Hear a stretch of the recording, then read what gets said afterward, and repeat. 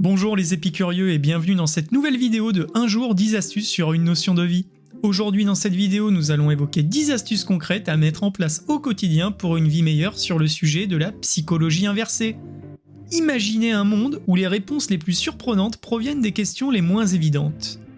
Aujourd'hui nous plongeons dans le fascinant domaine de la psychologie inversée. Cette approche peu conventionnelle nous pousse à réfléchir différemment, à voir les situations sous un angle inattendu et à découvrir comment les motivations humaines peuvent être influencées de manière subtile mais puissante. Préparez-vous à explorer comment cette méthode peut non seulement élargir notre compréhension des comportements humains, mais aussi enrichir nos interactions au quotidien. Bienvenue dans notre exploration de la psychologie inversée.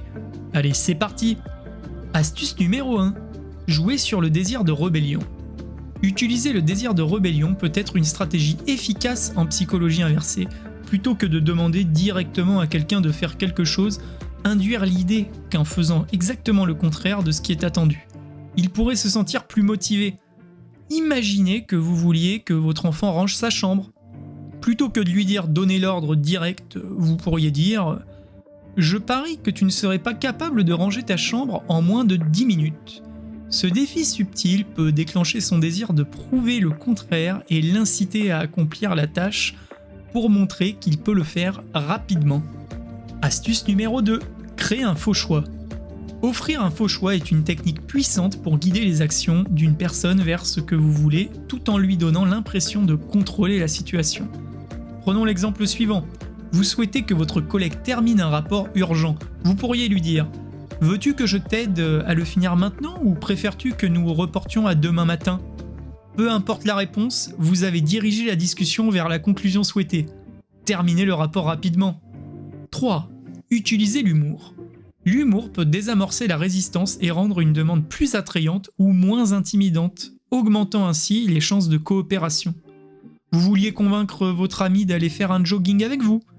Vous pourriez plaisanter en disant « Tu sais, si tu viens courir avec moi, tu pourrais enfin battre ce record mondial de vitesse que tu as caché. » L'humour rend l'activité plus légère et encourage votre ami à envisager positivement l'idée de faire du jogging. Petite parenthèse avant la suite de cette vidéo, oublie pas de t'abonner si cette vidéo te plaît, ça m'encouragera à faire plus de contenu et n'hésite pas à me faire part de quel sujet tu aimerais traiter dans les prochaines vidéos, je lis tous les commentaires, je te remercie par avance. 4. Utilisez des reverse psychologie positive. Encourager quelqu'un à agir en prétendant le contraire de ce que vous voulez peut inverser sa résistance naturelle et l'inciter à agir conformément à nos souhaits. Vous souhaitez que votre partenaire prenne l'initiative de cuisiner le dîner ? Vous pourriez dire « Je ne suis pas sûr que tu puisses gérer cette recette sophistiquée ». Cette remarque peut en effet stimuler leur désir de prouver leurs compétences en cuisine et le motiver à prendre en charge la préparation du repas. Astuce numéro 5. Utilisez la surprise. Surprendre quelqu'un en adoptant une approche inattendue peut capter son attention et ouvrir la voie à une nouvelle perspective ou à une action souhaitée. Exemple.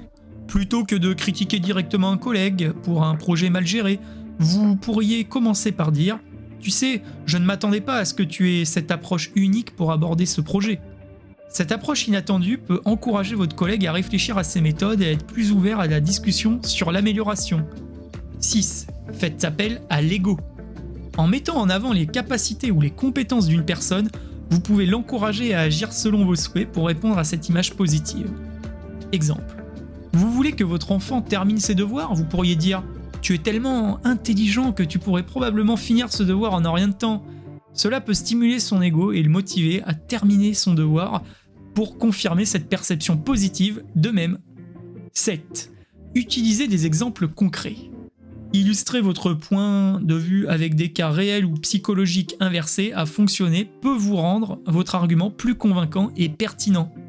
En partageant une histoire ou un ami qui a été convaincu de changer ses habitudes alimentaires en entendant que seuls les forts peuvent résister à une telle tentation, vous montrez comment la psychologie inversée peut influencer positivement le comportement. Astuce numéro 8. Préparez des réactions négatives. Anticiper les objections et les contrer avec des arguments préparés renforce la crédibilité de votre approche et augmente les chances du succès de la psychologie inversée. Exemple. Avant de demander à votre patron une augmentation, préparez-vous à répondre à vos préoccupations potentielles en disant Je comprends vos inquiétudes financières actuelles, mais cette augmentation pourrait réellement augmenter ma productivité et notre efficacité globale, et donc vous faire gagner plus d'argent. Astuce numéro 9. Établir une relation de confiance.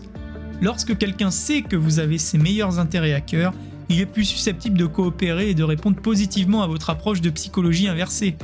Exemple, en aidant régulièrement un collègue à résoudre des problèmes, vous construisez une relation de confiance qui rendra plus efficace une suggestion indirecte comme « Tu pourrais essayer cette méthode pour résoudre ce problème ». Astuce numéro 10.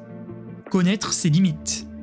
Reconnaître quand la psychologie inversée pourrait ne pas fonctionner est essentiel pour éviter des résultats contre-productifs ou des malentendus. Si un ami est conscient de votre utilisation de la psychologie inversée et devient méfiant à ce sujet, il est préférable d'opter pour une communication directe et honnête plutôt que de continuer à utiliser des stratagèmes qui pourraient nuire à la relation. Pour conclure, nous avons exploré différentes stratégies de psychologie inversée qui peuvent être utilisées de manière subtile et efficace pour influencer les actions et les décisions des autres. De jouer sur le désir de rébellion, à l'utiliser sur l'humour pour désamorcer la résistance, chaque technique a été illustrée par des exemples concrets pour démontrer son application pratique. En utilisant des faux choix pour diriger subtilement les décisions, en faisant appel à l'ego pour encourager l'action, ou en anticipant les objections pour renforcer la crédibilité de nos suggestions, nous avons vu comment cette approche peut être puissante lorsqu'elle est bien utilisée. Maintenant, je vous invite à réfléchir dans quelle situation pourriez-vous envisager d'appliquer ces techniques de psychologie inversée. Est-ce que vous avez déjà été conscient de leurs utilisations sur vous-même ? Pensez-vous que cela pourrait améliorer vos interactions quotidiennes ou êtes-vous préoccupé par les implications éthiques de cette approche ? Explorons ensemble comment cette notion peut être un outil puissant dans la communication, mais aussi comment elle doit être maniée avec précaution pour maintenir des relations authentiques et respectueuses sans manipulation. Et voilà, c'est tout pour aujourd'hui. J'espère que cette vidéo vous a plu autant qu'à moi de la réaliser. N'hésitez pas à me dire en commentaire sur quel sujet vous voulez traiter et nous les traiterons en large et en travers. Si vous avez aimé cette vidéo et que vous ne faites pas encore partie de la famille, je vous invite à vous abonner dès maintenant et à activer les notifications pour ne